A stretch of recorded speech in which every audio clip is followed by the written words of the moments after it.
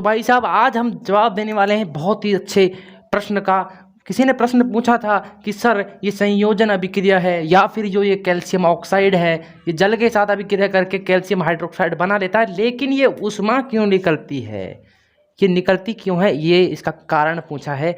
तो इसका कारण मैं बताता हूँ सिंपल। पहले आपको पिछली वीडियो देख के आनी है संयोजन अभिक्रिया और वियोजन अभिक्रिया की। अगर उसको देख के आते हो तो बहुत ही अच्छा समझ में आने वाला है आपके। तो सबसे पहले वियोजन अभिक्रिया देखते हैं।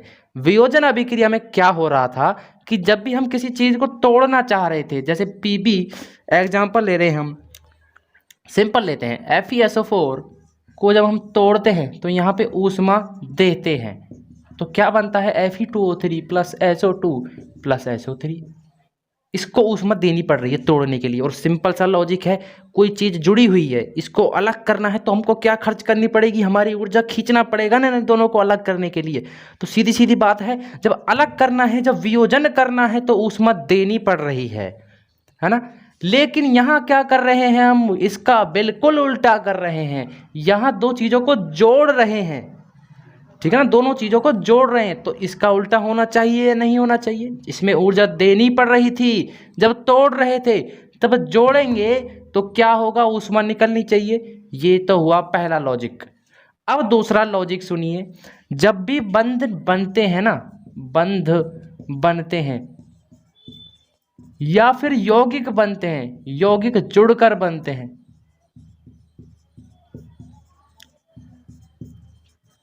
तो ऊष्मा मुक्त होती है भाई। और जब बंध टूटते हैं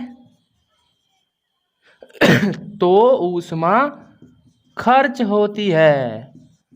ये है सिंपल इसका लॉजिक। जब बंध को तोड़ना है तो ऊष्मा देनी पड़ेगी, लेकिन जब जुड़ रहे हैं, एक बंदा आया भाई, दूसरा बंदा आया, दोनों खुश हैं जुड़ने में, तो हमको तो कोई ऐतराज है ही नहीं, जुड़ गए तो ये क्या फैलाएंगे, चारों तरफ प्यार फैलाने वाले हैं। वो प्यार क्या है, वो प्यार है ऊष्मा।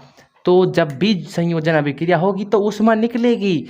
और एक और एग्जांपल देता हूँ। ये जब जुड़ते हैं ना तो एक तरह से क्या होते हैं, ये स्थायी हो जाते हैं। ये जुड़ के क्या हो जाते हैं, स्थायी हो जाते हैं। और जब स्थायी होते हैं ना, स्थायी यौगिक बनते हैं, उन सब की जो है ना एनर्जी वो कम होती है, कम लेवल होता है उसकी एनर्जी का, क्योंकि वो जुड़कर स्थायी हो जाते हैं। सिंपल बता दें, लोहे को गर्म कीजिए, लोहे को गर्म करेंगे लाल हो जाएगा। लाल लोहे को यानी अधिक ऊर्जा वाले लोहे को, ऊर्जा दे के हमने उसको बहुत लाल कर दिया है। आप पीट पीट कर फैला सकते हैं, मतलब जिसकी ऊर्जा अधिक है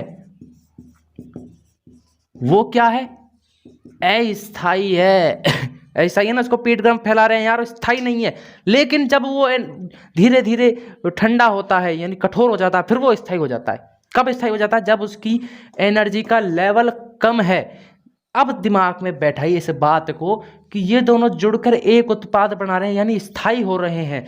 तो ये क्या करेंगे, अपनी ऊर्जा को कम कर लेंगे। ऊर्जा कम करने के लिए क्या करना होगा, ऊर्जा को बाहर छोड़ना पड़ेगा। Fe को स्थायी होने के लिए, Fe मतलब लोहे को, गर्म लोहे को स्थायी होने के लिए ठंडा होना पड़ेगा, ठंडा होने के लिए उसको ऊष्मा को छोड़ना पड़ेगा।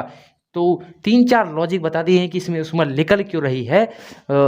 तो अब जाके अपना कबाड़ा बीनो, अगर हो सके तो पिछली वीडियो देख लेना। ऐसे ही वीडियो को लगातार देखने के लिए देखते रहिए। मैं नहीं बोलूँगा सब्सक्राइब मत करो।